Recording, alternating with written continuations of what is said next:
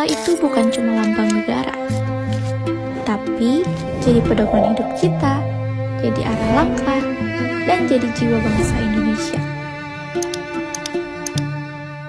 Nilai-nilainya hidup dalam hal-hal kecil yang kita lakuin tiap hari, mulai dari rumah sampai ke pelosok-pelosok negeri.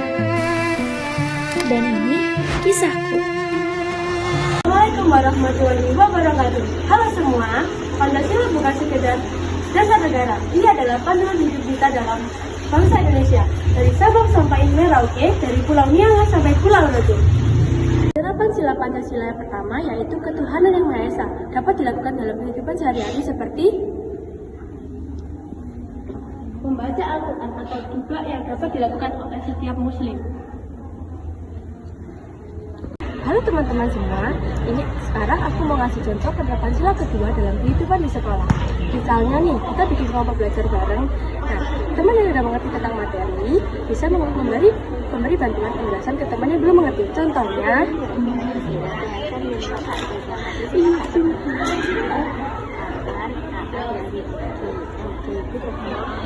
halo teman-teman, kali ini kita akan membahas sila ketiga, yaitu Persatuan Indonesia. Salah satunya yaitu kita harus bangga berbahasa Indonesia. Walaupun kita dari daerah dan suku yang berbeda, kita harus tetap menggunakan bahasa Indonesia agar tetap menjadi satu. Kita akan lagi bahas penerapan sila ketiga, yaitu Persatuan Indonesia. Contohnya apa? Contohnya seperti menggunakan bahasa Indonesia yang baik dan benar. Dengan bahasa Indonesia yang baik dan benar, kita bisa saling mengerti meskipun beda daerah dan beda suku.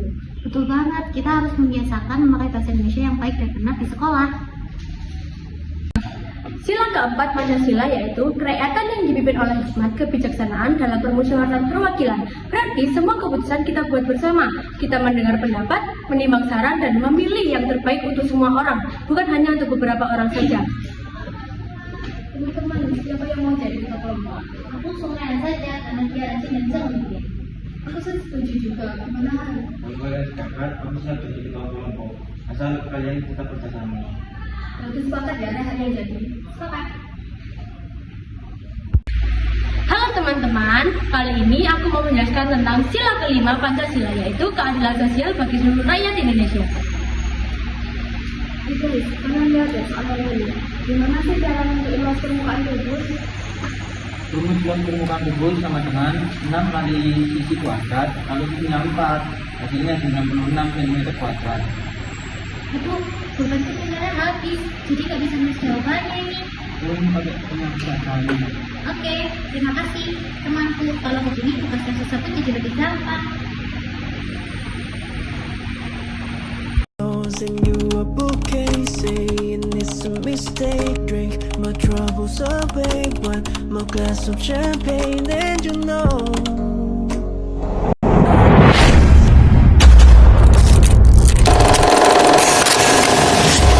Assalamualaikum warahmatullahi wabarakatuh. Selamat siang Ibu Vira. Terima kasih sudah berkenan meluangkan waktunya untuk wawancara bersama saya. Sebelumnya, perkenalkan nama saya Nimas Fariza Ramadhani Sularso. Saya salah satu siswa dari SMA Negeri Purwosari. Dan saya di sini sedang bersama Ibu Vira selaku guru dari SD Negeri Kertosari 1. Nah, pada kesempatan kali ini saya ingin melakukan wawancara mengenai relevansi nilai-nilai Pancasila di era globalisasi saat ini untuk sebagian tugas dari sekolah saya. Nah, sebelumnya apakah Ibu bersedia untuk menjawab beberapa pertanyaan dari saya? Bersedia. Baik. Untuk pertanyaan yang pertama, menurut Ibu, sejauh mana nilai-nilai Pancasila masih relevan untuk diajarkan kepada anak-anak di era globalisasi saat ini? Menurut saya, nilai-nilai Pancasila sangat relevan. Dalam artian, nilai-nilai yang terkandung dalam Pancasila itu adalah suatu hal yang sangat penting, sesuai dan bermanfaat untuk menghadapi tantangan yang ada di zaman modern atau zaman globalisasi ini. Di tengah derasnya alur informasi, budaya, dan gaya hidup dari luar negeri, Pancasila berfungsi sebagai pedoman agar anak-anak tetap memiliki identitas, karakter, dan juga sikap cinta tanah air yang sangat kuat. Sebagai contoh, nilai keadilan sosial yang terkandung dalam Pancasila itu menuntun anak-anak untuk tetap memiliki rasa peduli dan juga peka terhadap sesama. Di zaman yang sekarang kebanyakan orang-orang itu memilih untuk hidup secara individualis. Baik, terima kasih untuk jawabannya. Baik, untuk pertanyaan yang selanjutnya, untuk pertanyaan yang kedua, menurut Ibu, tantangan terbesar apa dalam menanamkan nilai Pancasila pada siswa yang banyak terpapar budaya luar, dan bagaimana cara Ibu untuk mengatasinya? Tantangan terbesar di zaman yang sekarang itu yaitu derasnya pengaruh budaya dari luar yang seringkali tidak sejalan dengan nilai Pancasila. Misalnya sikap individualis yang saya sebutkan tadi, dan juga budaya konsumerisme yang lebih mengutamakan keinginan daripada kebutuhan yang muncul dari media sosial. Untuk mengatasinya, saya mengaitkan nilai-nilai Pancasila pada kehidupan sehari-hari pada anak.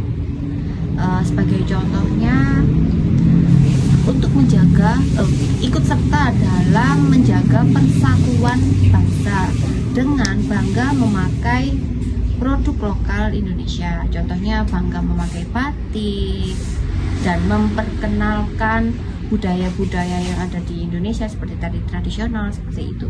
Dan juga pemanfaatan teknologi dengan cara bijak dan juga positif.